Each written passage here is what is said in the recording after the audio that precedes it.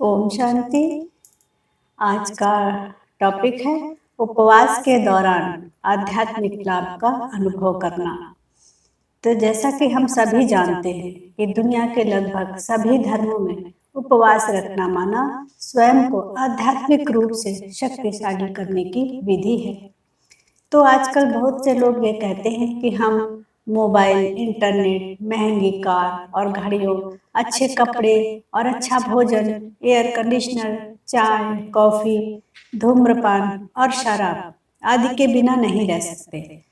लेकिन उपवास के दिनों में हम अपनी मानसिक शक्ति, इच्छा शक्ति और दृढ़ संकल्प शक्ति, इन सब के लिए भी जागरूक रहते हैं।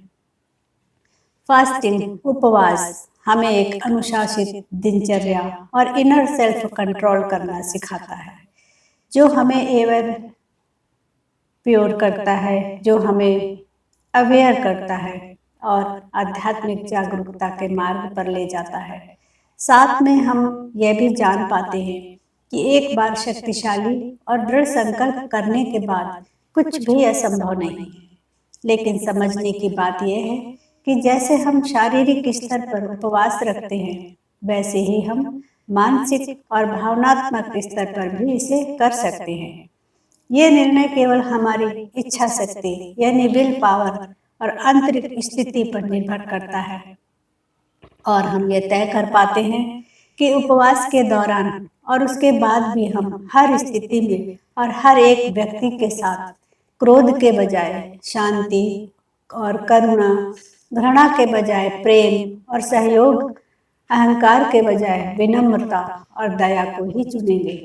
तो हर धर्म में जब भी उपवास किया जाता है तो वो केवल कुछ मिनटों या घंटों के लिए ही नहीं, बल्कि कुछ दिनों या कुछ हफ्तों के लिए होता है, क्योंकि डीपर लेवल पर अपने अंदर परिवर्तनों को महसूस करने, सराहने और उन्हें बनाए रखने में समय लगता है।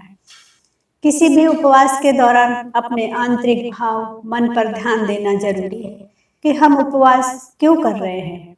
क्या अपने धर्म की धारणा के अनुसार ऐसा कर रहे हैं, या लोगों की देखा देखी हम ऐसा करते हैं, या इसलिए कि हम इसे सालों से एक रिचुअल की तरह करते आ रहे हैं, या फिर अपने अपने धर्म के इष्ट देव को खुश करने के लिए, या फिर सजा के डर से बचने के लिए ऐसा हम करते हैं। यदि हम इनमें से किसी भी कारण से उपवास करते हैं तो स्वयं की चेकिंग कर उसे एक ऊंचे लक्ष्य के साथ करें।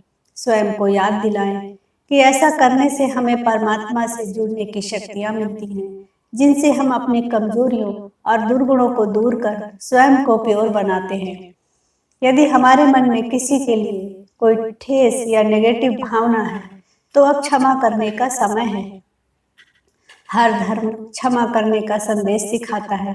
तो आइए अपने अपने धर्मों का पालन करते हुए परमात्मा द्वारा दिया गया क्षमा का सुंदर उपहार अपने समुदाय और सारी दुनिया में प्रेम और एकता को बढ़ाने के लिए दें।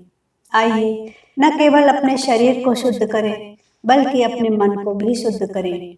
हमारे धर्मों में उपवास की परंपरा इसीलिए है कि ये हमें अपनी आत्मा की शुद्धिकरण के लिए समय निकालने की याद दिलाता है। अच्छा, ओम शांति।